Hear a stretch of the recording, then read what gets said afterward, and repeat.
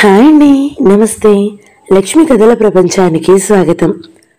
ఎద్దనపూడి సులోచనారాణి గారు రచించిన ప్రేమ స్వప్నం అనే నవలను వింటున్నాం కదండి. ఈరోజు ఈ వీడియోలో మనం పార్ట్ 2 వినేద్దామండి. కుర్చీలో నుంచి లేచిన స్వప్న కాళ్లతో దాన్ని వెనక్కి తోసింది. నేనిప్పుడు మళ్ళీ చెబుతున్నాను, నా సంగతి మీకు అనవసరం. నాకు ఈ బెయిలు, ఈ లాయరు, ఈ గొడవలు ఏమీ వద్దు. నేను సరాసరు పోలీసుల దగ్గరికి వెళుతున్నాను. నా అదృష్టం ఎలా ఉంటే అలా జరుగుతుంది. నా పేరు కూడా నువ్వు తెలవద్దు. నీ చెల్లెలితో పాటు స్వప్న కూడా చచ్చిపోయిందనుకో. స్వప్న అలా అంటూనే గబగబా అడుగులు వేసింది. చరచరా వెళ్ళిపోతూనే ఉంది. స్వప్న, సుధీర్ పిలిచాడు. ఆ అమ్మాయిని అతను మొదటిసారి పిలవడం అది. స్వప్న ఆగింది. అతను దగ్గరికి వచ్చాడు. నేను నీకు బెయిల్ ఇచ్చి విడిపించాను. ఇప్పుడు నీ బాధ్యత నాది. ఆ మాట మర్చిపోకు. నేను ఎక్కడికి పారిపోవడం లేదు. పోలీసుల దగ్గరికేగా వెళుతున్నాను. మహా గొప్పవని చేస్తున్నావు. నేను జామీను ఇచ్చి విడిపించిన వ్యక్తిని మళ్ళీ పోలీసుల దగ్గరికి వెళితే వాళ్ళేమనుకుంటారు? ఈ లోపలే లక్ష్మీరంజన్ గారు అక్కడికి వచ్చారు. ఆయన స్వప్న 2 చేతులు పట్టుకున్నారు. స్వప్న, నువ్వు నాకు ఇంక ఏ శిక్ష అయినా వేయవే, సంతోషంగా భరిస్తాను. కానీ ఇలా మాత్రం కాదు. ఇప్పటికే నేను సగం చచ్చిపోయాను. సుధీర్ అన్నాడు. వెళ్ళిపోవడం నీ ఇష్టమే అనుకోకు. పెద్దాయనని ఎందుకలా బాధ పెడతావు? రా లోపలికి. స్వప్న మాట్లాడలేదు. నీకే చెప్పేది. స్వప్న మరింత నిటారుగా అయింది.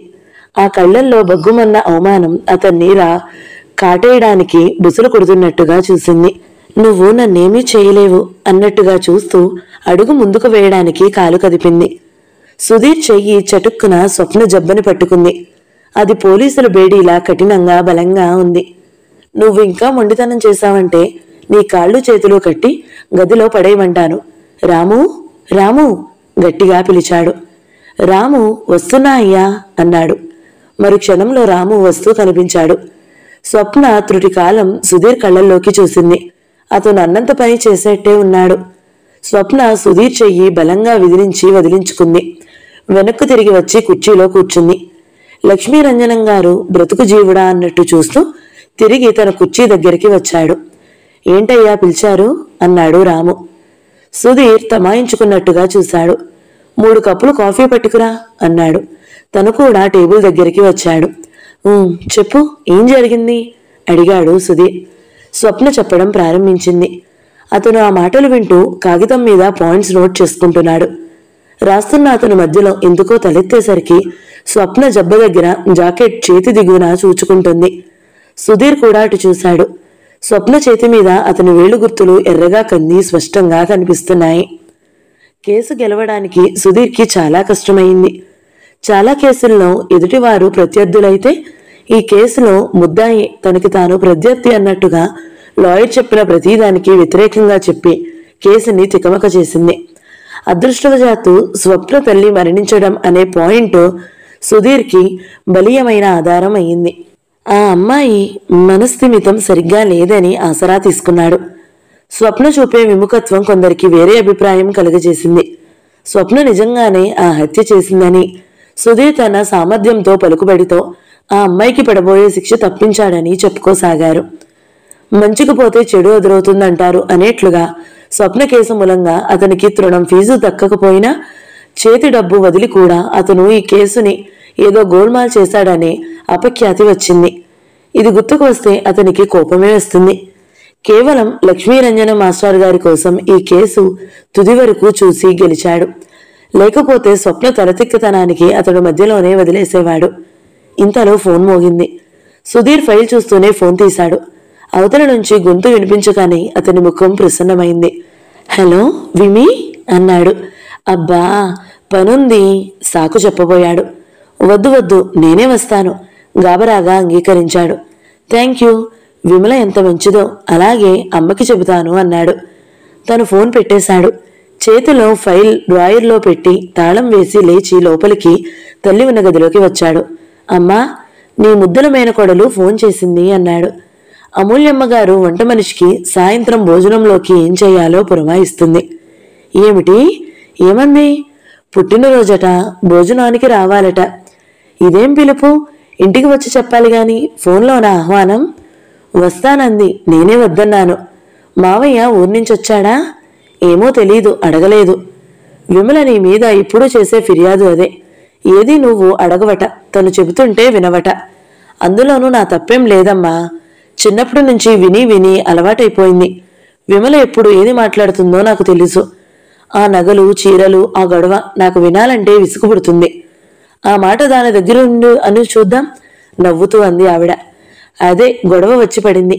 విమల మాట ఏదీ కాదనలేను. అక్కడ తొట్టిలో తల్లి పెంచిన తులసి చెట్టు ఆకులు గిల్లుతూ అస్పష్టంగా అన్నాడతను. ఆ ఇంటి అలంకరణ చాలా అట్టహాసంగా ఉంది. ఆ ఇల్లు కట్టిన తీరు, అందులో అమర్చిన సామాను చూస్తే ఆ ఇంటి యజమానికి డాబు, దర్బా ఎక్కువ అని తెలుస్తుంది. లోపలికి వెళ్ళగానే కనిపించిన విశాలమైన ఆ హాలు నిండా బిలబిలలాడుతూ ఆడపిల్లలు గుమిగూడి ఉన్నారు. వారి మధ్య విమల చుక్కల మధ్య చంద్రుడిలా వెలిగిపోతుంది. విమలను చూస్తే ఎరువు పోసి పెంచిన గులాబీ పువ్వు గుర్తుకు వస్తుంది.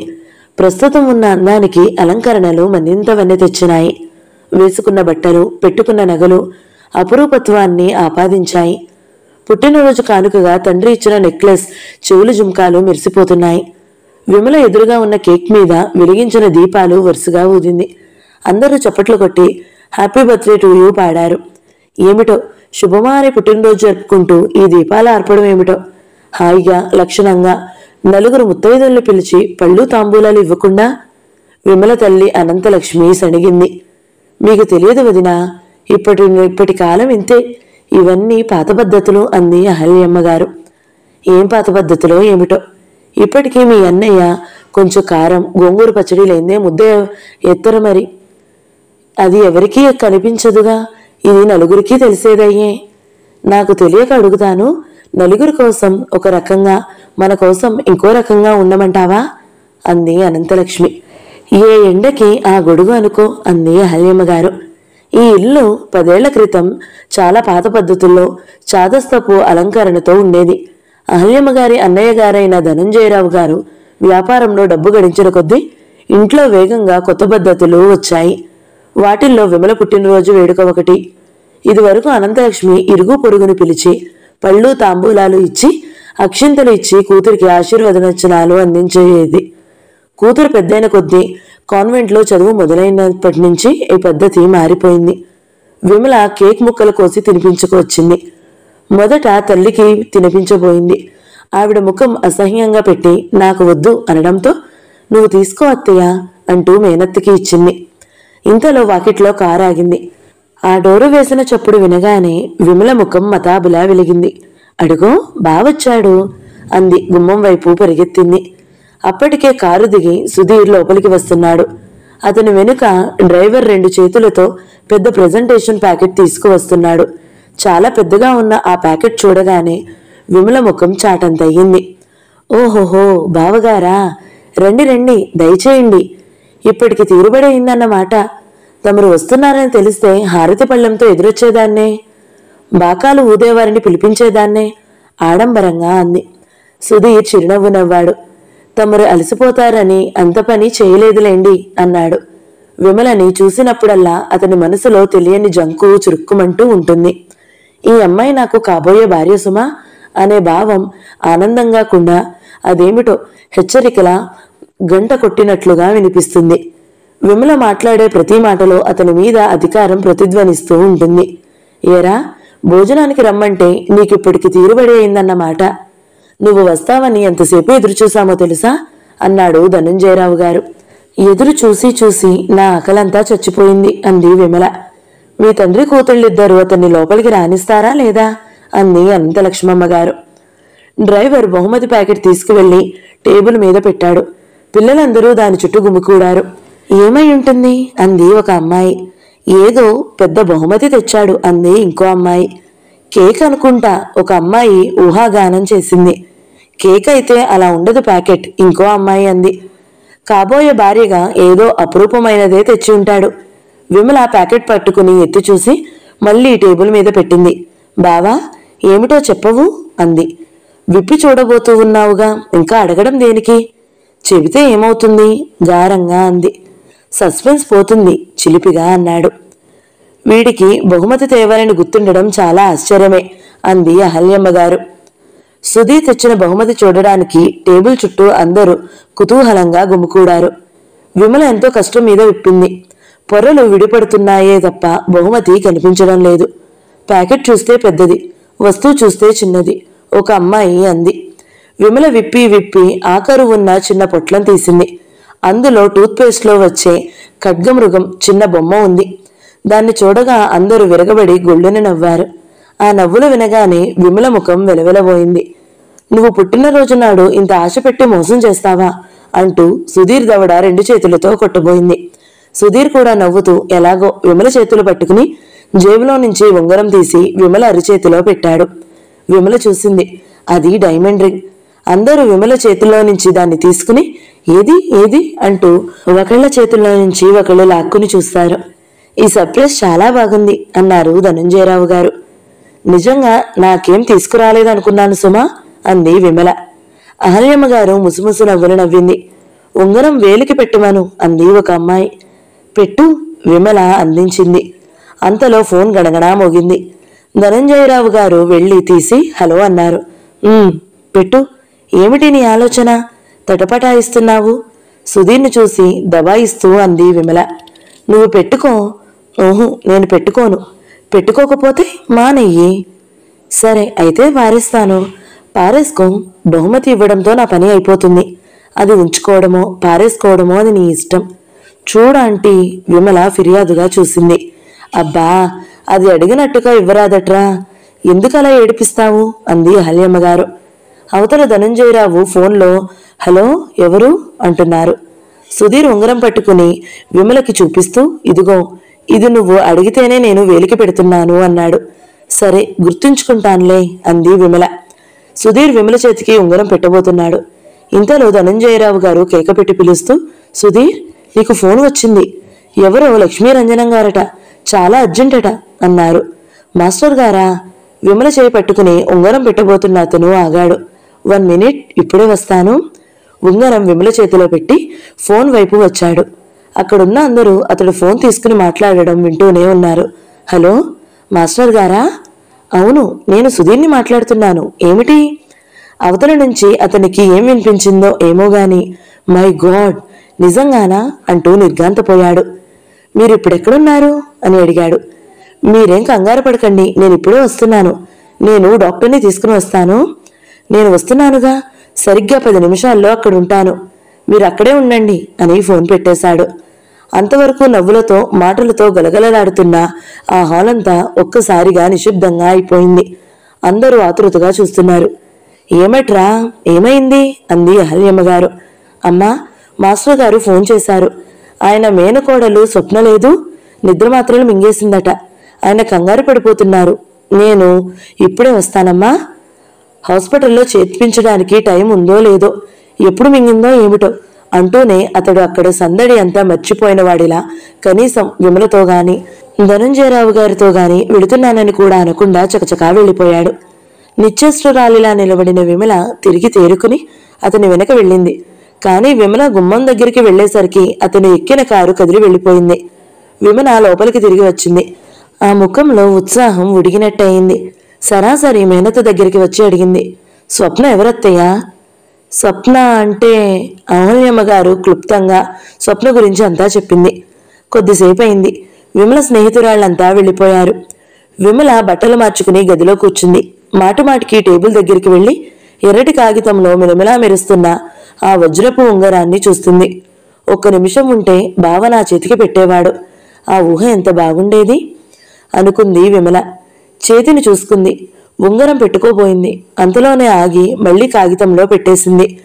వాళ్ళు తీసుకుని వెళ్లి భద్రంగా బీరువాలో పెట్టి దాచింది. బావకి గుర్తుంటుందా? కనీసం ఫోన్ అయినా చేస్తాడా? విమల మేల్కొని వేచి చూడసాగింది. సుధీర్కి ఆ ఇల్లు వెతికి పట్టుకోవడమే చాలా కష్టమయ్యింది. ఒక్కొక్క నిమిషం ఆలస్యం అవుతుంటే అతనికి ఆందోళనగా అనిపించసాగింది. చివరికి ఎలాగైతేనేం సందుల్లో ఉన్న ఆ ఇల్లు పట్టుకోగలిగాడు. లక్ష్మీరంజనం గారు వాకిట్లోనే ఎదురుచూస్తున్నారు. అతన్ని చూడగానే ఎదురొచ్చారు. సుధీర్ని చూడగానే ఆయన ఉత్తరీయంలో ముఖం దాచుకుని బావురమన్నారు. ఎక్కడుంది స్వప్న? సుధీర్ అడిగాడు. ఆయన లోపల గదిలో ఉన్న మంచం వైపు వేలు పెట్టి చూపించారు. సుధీర్ లోపలికి వచ్చాడు. స్వప్న మంచం మీద పడుకుని ఉంది. 2 చేతుల్లో తల్లి, తండ్రి, తను తీయించుకున్న ఫోటో ఉంది. ప్రశాంతంగా నిద్రపోతున్నట్టుగా ఉంది. సుధీర్ నుదుట మీద చెయ్యి వేసి చూశాడు. నుదురు చల్లగా మృత్యు స్పర్శలా ఉంది. చెయ్యి కదిపి చూశాడు. అది ఎటు కదిపితే అటు అచేతనంగా నిర్లిప్తంగా ఊపబడుతుంది. ఇంత అఘాయిత్యం చేస్తుందని అనుకోలేదు బాబు. ఆయన ఒకటే ఏడుస్తున్నారు. సుధీర్ ఆయనని అనునయించాలని కూడా అనిపించలేదు. అతను ఒక్క సెకండ్ కూడా వృధా మాటలతో వేస్ట్ చేయడానికి ఇష్టపడని వాడిలా, ఇలా పట్టండి మాస్టారు అంటూ స్వప్నని భుజాలు పట్టి లేవదీశాడు. లక్ష్మీరంజనం గారు సుధీర్కి సాయపడ్డారు. ఇద్దరూ తీసుకుని వచ్చి కారులో పడుకోబెట్టారు. మీరు చప్పున తలుపులు వేసిరండి, కారు అద్దాలు దించుతూ అన్నాడు. ఆయన పరిగెత్తి తలుపులు మూసి వచ్చారు. ఆయన స్వప్నను పట్టుకుని వెనుక కూర్చున్నారు. సుధీర్ డ్రైవ్ చేయసాగాడు. అతని నుదుటిన చిరుచెమటలు అలుముకున్నాయి. తను తీసుకువెళుతున్న స్వప్న తిరిగి ఇంటికి మళ్ళీ వస్తుందా, లేక ఇదే ఆఖరి ప్రయాణమా? అతడికి అర్థం కాలేదు. స్వప్నకి ఒళ్ళంతా నలగొట్టినట్టుగా ఉంది. కళ్ళు భారంగా మూతలు పెడుతున్నాయి. హాస్పిటల్కి తీసుకువెళ్లిన తరువాత కొంతసేపటికి ఆమెకు నయమైంది. ఆ రాత్రి 1 గంట వరకు తనతో పాటు సుధీర్ అక్కడే ఉన్నాడు. ఇదంతా లక్ష్మీరంజనం గారు ఆమెకు చెప్పారు. స్వప్న మౌనంగా ఉంది. చివరికి అది నన్ను బ్రతికించి నాకు ఉపకారం చేశానని మీరంతా అనుకుంటున్నారేమో. మీరు నాకు ఉపకారం ఏమీ చేయలేదు, ఆవేశంగా కళ్ళనీళ్లతో అంటూ స్వప్న గుమ్మంలో అలికిడి అయితే తిరిగి చూసింది. గుమ్మంలో నిలబడ్డ సుధీర్ లోపలికి వచ్చాడు. అతని చేతిలో ప్లాస్టిక్ బుట్ట నిండా పళ్ళు, హార్లిక్స్ బాటిల్, బిస్కెట్ ప్యాకెట్స్ ఉన్నాయి. మంచం మీద లేచి కూర్చుని ఉన్న స్వప్నని చూడగానే అతని కళ్ళల్లో ఆనందం తళుక్కుమంది. తడికళ్లతో తలు తిప్పి చూస్తున్న స్వప్న అతన్ని చూడగానే నిటారుగా అయింది. వెంటనే కొంగులాకుని కళ్ళు తుడుచుకుంది. లక్ష్మీరంజనం గారు లేచి సుధీర్కి ఎదురు వెళ్లారు. రా సుధీర్, డాక్టర్ గారు ఇప్పుడే వచ్చి వెళ్లారు. స్వప్న 4 రోజుల పాటు రెస్ట్ తీసుకోమని చెప్పారు. ఇక పర్వాలేదని చెప్పారు. సుధీర్ చేతిలోని బుట్టని ఆయనకు అందించాడు. అయినా ఆ చూపులు స్వప్న ముఖం మీద అలానే ఉన్నాయి. అలా సజీవంగా మళ్లీ మామూలుగా కూర్చుని ఉన్న స్వప్నని చూస్తుంటే అతని గుండెల్లో చెప్పలేని సంతోషం పొంగెత్తినట్టుగా ఉంది. అతనికి అతి క్లిష్టమైన కేసు గెలిచినంత తృప్తిగా, ఆనందంగా అనిపించింది. మంచం దగ్గరగా వచ్చాడు. ఇప్పుడు ఎలా ఉంది స్వప్న? ఎంతో మృదువుగా అడిగాడు. స్వప్న జవాబు చెప్పలేదు. తలదించుకుని ఊరుకుంది. నీ రుణం జన్మలో తీర్చుకోలేను, నేను చెప్తున్నానుగా అన్నాడు లక్ష్మీరంజనం గారు. నేను రుణపడ్డానని అనుకోవడానికి ఇక్కడ నాకెవరూ ఉపకారం చేయలేదు. Okay okay, you are correct. మావయ్య గారికి ఏమీ తెలీదు. ఆయన చాదస్త మనిషి. ప్రతి చిన్నదానికి పెద్ద పెద్ద మాటలు చెప్తారు. అదంతా నువ్వు పట్టించుకోవద్దు. నువ్వు రెస్ట్ తీసుకో. మావయ్య, నేను ఇంటికి వెళ్ళిపోతాను. డాక్టర్ గారికి చెప్పు, నేను బాగానే ఉంది. లక్ష్మీరంజనం గారు నిస్సహాయంగా చూశారు. ఇంతలో నర్స్ వచ్చింది.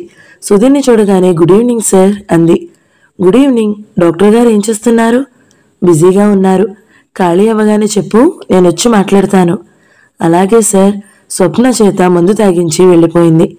డాక్టర్ గారు ఏమన్నా నేను ఇంటికి వెళ్ళిపోయేదే ఖాయం అంది స్వప్న. స్వప్న, మొండిగా చేయకు, లక్ష్మీరంజనం గారు మందలించారు. నేను డాక్టర్ గారితో మాట్లాడతాను, ఆయన ఇంటికే వచ్చి చూస్తారేమో అన్నాడు సుధీర్. నాకు బాగానే ఉంది, ఇంకేం వైద్యం అవసరం లేదు. ఆ మాట డాక్టర్ గారు చెప్తే అందరికీ సంతోషమే. సుధీర్ అక్కడి నుంచి వెళ్ళిపోతూ అన్నాడు. స్వప్న మొండితనం చూస్తే అతనికి మళ్ళీ అమ్మాయి ముఖం చూడకూడదు అన్నంత చిరాకు వేస్తుంది. కానీ లక్ష్మీరంజనం మాస్టర్ కోసం తప్పడం లేదు. ఆ అమ్మాయి కనుక చచ్చిపోయి ఉంటే ఆయన ఎంత దెబ్బతినేవారో సుధీర్కి బాగా తెలుసు. ఆయనకి స్వప్న పట్ల ఉన్న అభిమానంలో 1000వ వంతు కూడా స్వప్నకి ఆయన మీద గౌరవం లేదు. ఆయన భార్యకి ఎదురు చెప్పలేకపోవడం వల్లనే తమకి ఇన్ని కష్టాలు వచ్చాయని అభిప్రాయం స్వప్న మనసులో బాగా నాటుకుపోయింది. స్వప్న ఆయన నిస్సహాయత్వాన్ని అర్థం చేసుకోకపోవడం కూడా సుధీర్కి కోపంగా ఉంది. అరగంట తర్వాత సుధీర్ డాక్టర్ గారిని వెంటబెట్టుకుని స్వప్న గదిలోకి వచ్చాడు. డాక్టర్ శివానందం గారు ఎప్పుడు ఎదుటివారితో ఏదో ఒకటి అంటూ వినోదిస్తూ ఉంటారు.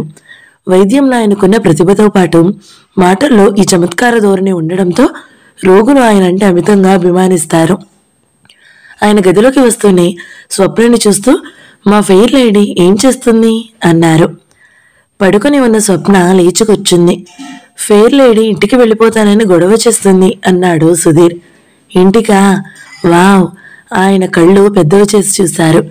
స్టూల్ మీద కూర్చుని స్వప్న చెయ్యి పట్టుకుని నాడి చూస్తూ, ఇంటికి వెళ్తాను అని నువ్వు అన్నప్పుడల్లా ఇంకో వారం ఇక్కడే ఉంచే పనిష్మెంట్ ఏర్పాటు చేస్తాను. అంతేకాదు, నిన్ను ఈ స్పెషల్ రూమ్లో నుంచి జనరల్ వార్డులోకి మారుస్తాను. అక్కడ రకరకాల పేషెంట్స్ ఉంటారు. వాళ్ళ బాధలు చూడలేక నువ్వే యాతన పడతావు. మరి జాగ్రత్త. ఆయన చూపుడు వేలుతో స్వప్నను బెదిరించి పక్కకు తిరిగి చూస్తూ, సుధీర్, ఇప్పటికీ ఎన్నిసార్లు అయింది ఈ మాట అన్నారు. ఒకసారి. అయితే ఒక వారం. మళ్ళీ అన్నావో వారాలు పెరిగిపోతాయి బెదిరించారు. నాకు బాగా కులాసాగానే ఉంది అంది స్వప్న. నిజంగానా? ఆయన ఆశ్చర్యం నటిస్తూ చూశారు. నిజంగానే. ఓకే, అయితే మనిద్దరం ఒక పందెం పెట్టుకుందామన్నారు ఆయన. స్వప్న ఏమిటి అన్నట్టు చూసింది. నువ్వు ఈ మంచం దిగి మా ఎవరి సాయం లేకుండా ఆ గుమ్మం వరకు నడిచి వెళ్ళి తిరిగెక్కడికిరా. నీకు కళ్ళు తిరగకుండా ఉంటే నేను నిన్ను ఇప్పుడే ఈ క్షణంలోనే ఇంటికి పంపిస్తాను. సరేనా? స్వప్న అలాగే అన్నట్టు చూసింది. కానీ ఒక్క షరతు. నువ్వు అలా నడవలేనట్టయితే నేనున్నవన్నన్ని రోజులు మళ్ళీ మాట్లాడకుండా ఇక్కడ ఉండాలి. స్వప్న తలూపింది. లక్ష్మీరంజనం గారు కుతూహలంగా చూస్తున్నారు. స్వప్న మంచం దిగింది. ఆ దిగడంలోనే ఒళ్ళు తూలింది. కానీ మంచం పట్టుకుని ఎలాగో ఆపుకుంది. కళ్ళు తిరుగుతున్నాయి. కాళ్లలో బలం లేనట్టుగా నీళ్ల బుడగల్లా వణికిపోతున్నాయి. అయినా సరే స్వప్న పళ్ళ బిగువన గుమ్మం వైపు నడవసాగింది. సుధీర్ కూడా అక్కడే నిలబడి చూస్తున్నాడు. ఎంతో కష్టం మీద పళ్ళు బిగబట్టి శక్తి తెచ్చుకుంటున్నట్టుగా స్వప్న గది మధ్య వరకు రాగలిగింది. ఆ తరువాత ఇక శక్తి లేకపోయింది. గుండె వేగంగా కొట్టుకుంటుంది. గదిలో ఏ వస్తువు స్పష్టంగా కనిపించడం లేదు. ఒళ్ళు అతి తేలికగా మారిన వస్తువులా స్వప్న అదుపు తప్పిపోయినట్టుగా తూలిపోతుంది. పడిపోతున్న తనని తాను ఆపుకుంటున్నట్లుగా స్వప్న గోడ మీద చేతులు వేసి ఆసరా అందుకుపోయి ఆ ప్రయత్నంలో సుధీర్ నిలబడిన చోటుకి దగ్గరగా వచ్చింది. సుధీర్ పట్టుకోపోయినట్లయితే కింద పడేదే. సుధీర్ స్వప్నని గట్టిగా పట్టుకున్నాడు. ఊపిరి కోసం ఆరాటపడుతున్న స్వప్న అతని మీద వరిగిపోయింది. సుధీర్ స్వప్నని కింద పడకుండా ఆపి పట్టుకున్నాడు. ఆ ప్రయత్నంలో స్వప్న అతని మెడ దగ్గరికి వచ్చింది.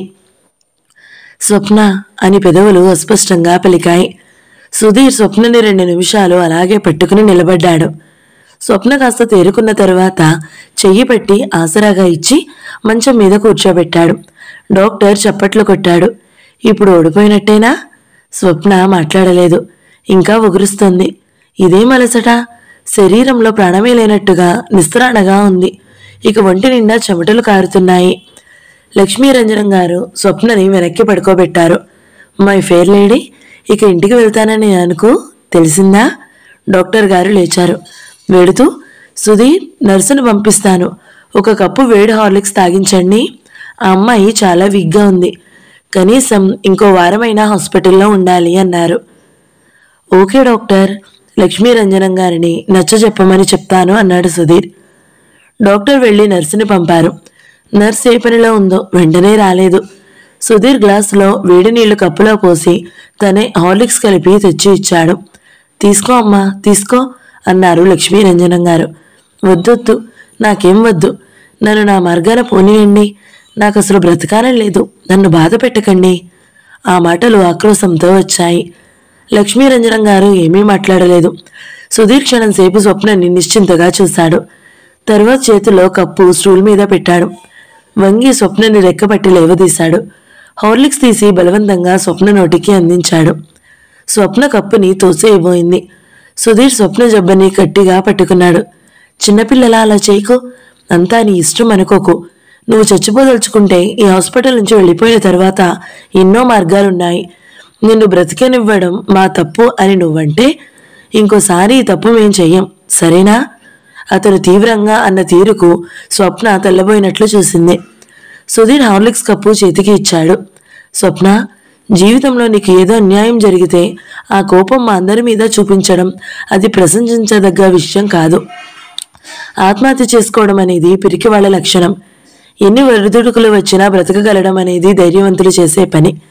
ధైర్యం ఉన్న వాళ్ళకి అదృష్టం ఎప్పుడూ సాయపడుతుంది. అది గుర్తుంచుకో. అతని మాటల్లో తీరేమిటో గాని స్వప్న ఈసారి హార్లిక్స్ తోసేయలేదు. మెల్లగా హార్లిక్స్ తాగసాగింది. వారం రోజుల అనంతరం స్వప్న నర్సింగ్ హోమ్ గదిలో కిటికీ దగ్గరగా నిలబడి ఉంది. చేతులు కిటికీ కమ్మలను పట్టుకుని ఉన్నాయి. స్వప్న చూపులు తదేకంగా గేటు వైపు చూస్తున్నాయి. నర్సింగ్ హోమ్ ఆవరణలోకి రకరకాల కార్లు వచ్చి వెళ్తున్నాయి. స్వప్న చూపులు నర్సింగ్ హోమ్ ఆవరణలో గేటు పక్కనే ఉన్న పెద్ద రావి చెట్టు వైపు నిలిచాయి. దాని కింద ఎండిన ఆకులు విపరీతంగా రాలిపడి ఉన్నాయి. చూస్తుండగానే గాలి విసురుగా వచ్చింది. ఆకులు చెల్లాచెదురుగా లేచి దూరంగా వెళ్లిపడ్డాయి. కొన్ని ఆకులు గుండ్రంగా లేచాయి. వెళ్లి గోడ బయట తలా దిక్కు పడ్డాయి. స్వప్న వాటినే చూస్తుంది. అంత క్రితం వరకు అన్నీ కలిసి ఒకే చోటనే ఉన్నాయి. మరో నిమిషంలో ఒకదాని ఉనికి మరొకటి తెలుసుకోలేనంత దూరంగా చెల్లాచెదురైపోయాయి. స్వప్న, మేనమామ పిలుపు వినిపించింది. పరధ్యాసగా నిలబడిన స్వప్న వెనక్కి తిరిగి చూసింది. లక్ష్మీరంజనం గారు గదిలోకి వచ్చారు. ఆయన ముఖం ఉదయం నుంచి ఎండలో విశ్రాంతి లేకుండా తిరుగుతున్నవాడిలా అలసిపోయినట్టుగా ఉంది. మన ప్రయాణానికి అన్ని ఏర్పాట్లు అయ్యాయి. ఇల్లు ఖాళీ చేసి అప్పగించి వచ్చాను. సామానంతా సంచిలో పెట్టి లారీ బుక్ చేసి వచ్చాను. ఆయన పూజ దగ్గరికి వెళ్ళి గ్లాసులో నీళ్లు వంపుకుంటూ అన్నారు. స్వప్న మౌనంగా ఉంది. అయిపోయింది. ఉన్న ఆ ఇల్లు అనే ఆధారం ఒకటి పోయింది. వీళ్ళు నా ప్రాణాలు తోడి ఆ నీడు కూడా లేకుండా ఉడకబోస్తారు. స్వప్నకి కాస్త స్వస్థత చిక్కినప్పటికీ ఆయన నింది గొడవ. నువ్వు ఈ ఊర్లో ఒంటరిగా ఉండడానికి వీల్లేదు. మా ఊరు వెళ్దాంరా అని మొదలుపెట్టాడు. స్వప్న రాను అని తిరస్కరించింది. రావా? రాకుండా ఒక్కదానివి ఇక్కడుండి ఏం చేస్తావు? నాకెలా రాసిపెట్టి ఉంటే అలా జరుగుతుంది. నన్ను 10 సార్లు నీ మాటలతో తర్కించొద్దు. కానీ మామయ్య అఖండుడు. అప్పటికే ఇంకేం తర్కించలేదు. తన బలవంతం పెట్టిన నెపం తన మీద ఉంచుకోలేదు. డాక్టర్ గారి చేత సుధీర్ చేత చెప్పించాడు. స్వప్న ఊరు వెళ్ళడానికి ఇష్టపడడం లేదని తెలిసి డాక్టర్ గారు అన్నారు, మీ మామయ్య నాకు అంతా చెప్పారు. నీ పరిస్థితులు పంతానికి పట్టింపులకి పోయేవి కావు. స్వప్న, ఆడపిల్లవి. సిటీలో ఒంటరిగా ఉండడం ఏమాత్రం మంచిది కాదు. నీ మేలు కోరే చెప్తున్నాం. నువ్వు వినాలి. అది కాదు డాక్టర్. కానీ నువ్వు ఇంకేం చెప్పొద్దు. నువ్వు ఆరోగ్యం చక్కబడే వరకు మీ మావయ్య దగ్గర ఉండాలి, తప్పదు.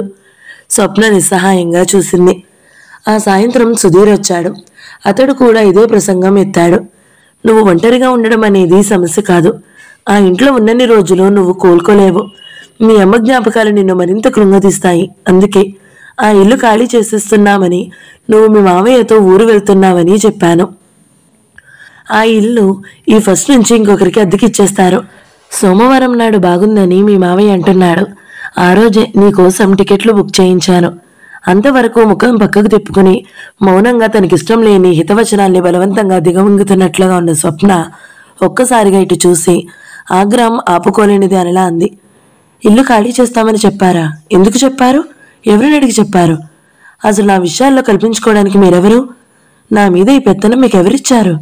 స్వప్న తీక్షణ స్వరంతో నిలదీస్తున్నట్టుగా అంటున్నా ఈ మాటలకి అతను క్షణం సేపు జవాబు చెప్పలేనట్లుగా చూశాడు. లక్ష్మీరంజనం గారు చెప్పును కల్పించుకుంటూ అన్నారు. స్వప్న, ఏమిటా మాటలు? సుధీర్ నేను బాగా ఆలోచించే నీ మంచి కోరే ఈ పని చేశాము. మంచి? ఏమిటా మంచి? మీరు నా మంచి కోరేవారే అయినట్టయితే నా బాధ ఏమిటో ఆలోచిస్తే ఈ పని చేసేవారు కానే కాదు. నన్ను అప్పుడేమో చావనీయకుండా చేశారు. ఇప్పుడేమో బ్రతకనీయకుండా చంపుతున్నారు. స్వప్నకి ఏడుపు ముందుకు వచ్చేసింది. ఈ డాక్టర్ గారికి, ఈ సుధీర్కి నా బాధ ఏమిటో ఎలా తెలుస్తుంది? తన తల్లిని ఇంట్లో నుంచి వెళ్ళగొట్టిన మేనత్త దగ్గర తను మళ్ళీ ఎలా ఉండాలట? చిచ్చి, అంతకంటే చావడం నయం. వీళ్ళకి ఏం చెప్తారు? అత్తయ్యకు అసలు తనంటే విలువే లేదు.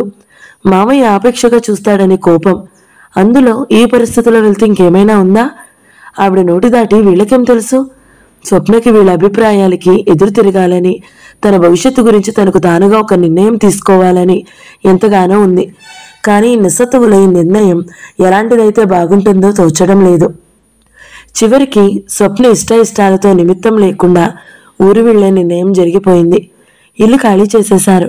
సామాను లారీకి పంపేశారు. స్వప్న నిట్టూర్పు విరుస్తూ కిటికీ దగ్గర నుండి తిరిగి వచ్చింది. మరి డాక్టర్ గారి బిల్లు?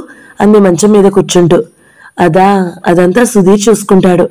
ఆ మాట వినగానే స్వప్న ముఖంలో చిరాకు తొంగి చూసింది. ఇది కూడా గురుదక్షిణ కిందే జమ రాసుకున్నావా? ఆయన ముఖంలో చిరునవ్వు మెదిలింది. నిజం చెప్పాలంటే అతను ఎంత ఇచ్చినా ఆ గురుదక్షిణ తీరదు. ఇది నేనన్న మాట కాదు, అతను చెప్పిన మాటే. స్వప్న మెడలో గొలుసు తీసింది. ఇది అమ్మే మావయ్య, ఖర్చులకు ఉంటుంది. అతనికి ఇవ్వాల్సింది లెక్క చూసి ఇచ్చే. సుధీర్ తీసుకుంటాడని అనుకుంటున్నావా? లక్ష్మీరంజనం గారు ఆ రోజు ఉదయమే తెలిసిన అతని ద్వారా వడ్డీకి అప్పు తెచ్చి సుధీర్ చేతికి కొంత డబ్బు ఇవ్వబోయారు. కానీ అతను అది తీసుకోలేదు. ఆ డబ్బు ఆయన జేబులో పెట్టేస్తూ, నేను ఖర్చు పెట్టింది చాలా తక్కువ. దీన్ని మీరు రుణంగా భావించకండి మాస్టారు. మీరు చూశారుగా, డాక్టర్ గారు నా క్లయింట్. వైద్యానికి ఆయనేం ఛార్జ్ చేయలేదు. నేను ఇచ్చింది కేవలం మందులకి, రూమ్కి మాత్రమే. ఇది ట్రైన్కి టికెట్స్ బుక్ చేయించి తెప్పించాను అంటూ జేబులోంచి తీసి ఇచ్చాడు. స్వప్నకి నాతో ఊరు రావడం ఇష్టమే లేదు అన్నారు ఆయన బాధగా. 2 రోజులు అక్కడుంటే తనకే అలవాటు అవుతుంది రండి అన్నాడు అతను. ట్రైన్కి టైం అయింది. లక్ష్మీరంజనం గారు ఆటో తెచ్చారు. స్వప్నకి నర్సింగ్ హోంలో నుండి బయటకు వస్తుంటే తనకి ప్రపంచంలో తలదాచుకోవడానికి కూడా నీడలేనట్లుగా అనిపించసాగింది. కానీ చిత్రంగా స్వప్నకి ఏమాత్రం భయం వేయడం లేదు. తను ఈ జీవితం వద్దని అనుకుంది. అంతం చేసుకోవడానికి ఆత్మహత్య నిర్ణయించుకుంది. కానీ జీవితం మృత్యువుని ఎదిరించి ఓడించి తనను దక్కించుకుంది. తను ఇప్పుడు జీవితం చేతిలో బంది. ఎలా చెబితే అలా వినాలి, తప్పదు. ఇద్దరు స్టేషన్కి వచ్చారు. రైలు అప్పటికే ప్లాట్ఫామ్ మీద సిద్ధంగా ఉంది. లక్ష్మీరంజనం గారు స్వప్నని రైల్లో కూర్చోబెట్టి ఎవరికోసమో ఎదురు చూస్తున్నట్టుగా కింద నిలబడి ఉన్నారు. రైలు కదలబోతున్న దానిలా హెచ్చరిక చేస్తున్నట్టుగా కూత వేసింది. ఆయన పెట్టెలోకి ఎక్కి వచ్చి స్వప్న పక్కన కూర్చున్నారు. ఇంతలో సుధీర్ వచ్చాడు. అతన్ని చూడగానే ఆయన ముఖం చాటంతయింది. సుధీర్, వచ్చావా? టైం అయిపోతుంటే నువ్వు ఇక రావేమో, నీకు చెప్పకుండా వెళ్ళిపోవలసి వస్తుందని అనుకున్నాను. బయలుదేరబోతుంటే ఎవరో వచ్చారు. ఇదిగో అమ్మ మీకు ఇమ్మని ఇచ్చింది అంటూ స్వీట్ ప్యాకెట్ అందించాడు. అమ్మగారిని అడిగానని చెప్పు, తీసుకుంటూ అన్నారు ఆయన. సుధీర్ కళ్ళు క్షణం సేపు స్వప్న ముఖం మీదనే తదేకంగా నిలిచాయి. స్వప్న అతన్ని గమనించినట్టే తలదించి బ్యాగ్లో ఏదో వెతుకుతోంది. ఆ క్షణం స్వప్నని చూస్తుంటే అతనికి చాలా జాలి కలిగింది. ఆ అమ్మాయికి మేనమామ ఇంటికి వెళ్ళడం ఏమాత్రం ఇష్టం లేదని తెలుసు. ఒక విధంగా బలవంతంగా, నిస్సహాయంగా వెళుతుందనే చెప్పాలి. ఆ క్షణంలో అతనికి, స్వప్న, నీకు అక్కడ ఏదైనా మరీ బాధలాంటిది కలిగితే నా దగ్గరకు వచ్చేయి, నేను నీకు ఏదో ఒక మార్గం చూపించలేకపోను అని చెప్పాలని ఎంతగానో అనిపించింది. కానీ చెప్పలేకపోయాడు. రైలు మళ్లీ కూత వేసింది, కదిలింది. వస్తాను సుధీర్ అన్నారు లక్ష్మీరంజనం గారు. ఉంటాను మాస్టారు. కదిలిన రైలుతో పాటు 2 అడుగులేస్తూ అన్నాడు. స్వప్న హఠాత్తుగా కిటికీలోంచి అతని వైపు చేయి చాచింది. స్వప్న చేతిలో చిన్న కవరుంది. అది అతనికి అందిస్తుంది. సుధీర్ గబాల దాన్ని అందుకున్నాడు. రైలు వేగం పుంజుకుని వెళ్ళిపోయింది. సుధీర్ క్షణం సేపు విచిత్రంగా తన చేతిలో ఉన్న కవరు వైపే చూస్తూ నిలుచున్నాడు. ఏముంది కవర్లో? స్వప్న కృతజ్ఞతలు తెలియజేస్తూ రాసిన ఉత్తరమా? అతను కుతూహలంగా కవరు చింపి చూశాడు. అందులో నుంచి మిలమిలలాడుతున్న ఒంటిపేట గొలుసు జారి తన అరిచేతిలో పడింది. అతను దాన్ని చూడగానే తెల్లబోయాడు. కవరులో చిన్న కాగితం కూడా ఉంది. అందులో ఇలా ఉంది: మావయ్యకి గురుదక్షిణ పేరుతో మీరు మాకు సాయం చేస్తూ మీకు రుణపడిపోవడం నాకు ఇష్టం లేదు. ఇప్పటి వరకు నా కోసం ఖర్చు పెట్టిన దానికి ఇది సరిపోతుందనే భావిస్తున్నాను. దయించి ఇక ముందెప్పుడు నా విషయంలో జోక్యం కలుగ చేసుకోవద్దు. నన్ను యాచకురాలిగా చెయ్యొద్దు. స్వప్న. అతను 2-3 సార్లు ఆ వాక్యాలు చదివాడు. 1 నిమిషంలో ఆ గొలుసు వైపు చూశాడు. తరువాత దాన్ని స్వప్న రాసిన చీటీని భద్రంగా కట్టి జేబులో వేసుకుని బయటికి నడిచాడు. స్టేషన్ దాటి బయటకు వస్తుంటే అతని చెవుల్లో స్వప్న కంఠం మారుమోగుతుంది. అసలు నా విషయాల్లో కల్పించుకోవడానికి మీరెవరు? నా మీద మీరు పెత్తనం ఎందుకు చెలాయిస్తున్నారు? నా మీద మీకు పెత్తనం ఎవరిచ్చారు? ఆ మాటల్లో ఆగ్రహమే అతనుకు మరీ మరీ గుర్తుకొస్తుంది. బయట పార్కింగ్లో నిలిపి ఉంచిన కారు దగ్గరికి వెళ్ళి డోర్ తెరిచి కూర్చుని స్టార్ట్ చేశాడు. అతనికి ఇప్పుడిప్పుడే ఇంటికి వెళ్లాలంటే ఇష్టం లేదు. టేప్ ఆన్ చేశాడు. మృదు మధురగా ఉన్న వాయిద్య గోష్ఠి వినిపించసాగింది. డ్రైవ్ చేస్తున్న అతను అప్రయత్నంగా జేబు తడుముకున్నాడు. అతని చేతికి గొలుసు తగిలింది. స్వప్న మెడని కౌగిలించుకుని ఉన్న గొలుసు ఇప్పుడు తన గుండెల్ని తాకుతూ జేబులో దాక్కుని ఉంది. అతనికి ఆ భావన గమ్మత్తుగా అనిపించింది. ప్రేమ సింహాసనం 2వ భాగం సమాప్తం. ఈ వీడియో మీకు నచ్చినట్లయితే లైక్ చేయండి, షేర్ చేయండి, మంచి కమెంట్ పెట్టండి. ఇలాంటి మరిన్ని వీడియోల కోసం మన ఛానల్ని సబ్స్క్రైబ్ చేసుకోండి. Thank you so much for watching. నమస్తే.